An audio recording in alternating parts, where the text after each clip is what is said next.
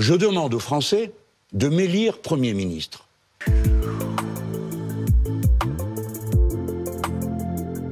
La nouvelle Union populaire, écologique et sociale.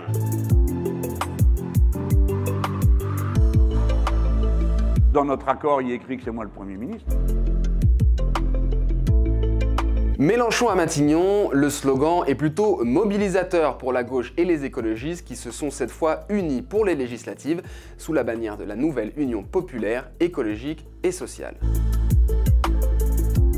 Il s'agit évidemment avec ce mot d'ordre de remobiliser l'électorat de gauche pour le scrutin de juin en agitant la perspective d'une majorité à l'Assemblée nationale et donc d'une cohabitation avec Emmanuel Macron. Un marketing électoral qui semble pour l'instant fonctionner puisque les premiers sondages sont plutôt bons pour la nouvelle Union populaire qui fait jeu égal avec le bloc de La République En Marche et celui du Rassemblement national avec aux alentours de 28% des intentions de vote. Les projections en nombre de sièges sont en revanche plus compliquées puisque les premières études donnent entre 130 et 170 députés pour cette coalition. Alors c'est beaucoup plus que le nombre d'élus de gauche sortants, mais c'est insuffisant pour décrocher les 289 élus requis pour avoir une majorité à l'Assemblée. Il reste toutefois un espoir pour la nouvelle Union populaire dans les semaines à venir, celui de parvenir à freiner l'abstention qui nuit particulièrement à la gauche, mais en tout état de cause, un retour en force de celle-ci dans l'hémicycle semble possible,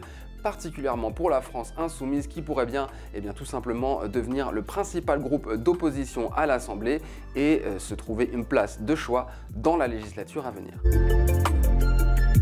Moi, j'espère qu'elle dure. On l'a vu, les 4 partis de la coalition, la France insoumise, Europe Écologie Les Verts, le Parti communiste et le Parti socialiste ont dû négocier intensément pendant des jours pour trouver un terrain d'entente, notamment sur les questions programmatiques. Mais il faut rappeler que selon les termes de l'accord, chaque force disposera de son propre groupe à l'Assemblée.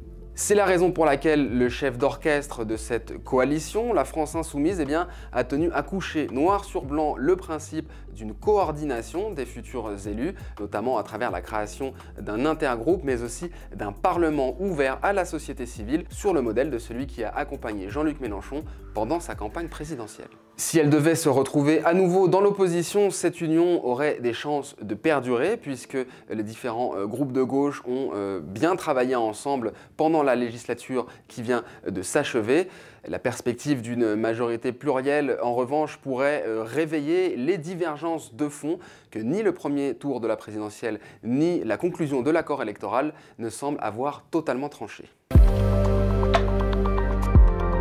C'est pas dans mon caractère d'envisager les défaites. Jean-Luc Mélenchon l'a dit, il ne sera pas candidat à sa réélection à Marseille. Alors, monsieur Mélenchon, pourquoi vous n'êtes pas candidat à la législative?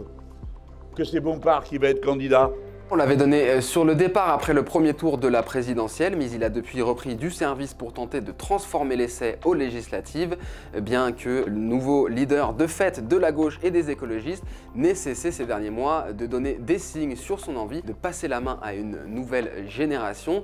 Et s'il est encore trop tôt pour dire si son combat pour Matignon sera le dernier, il semble acquis qu'il ne sera pas le leader de l'opposition pour 5 années de plus, une perspective franchement compliquée pour son mouvement qui va devoir apprendre à vivre sans son chef de file.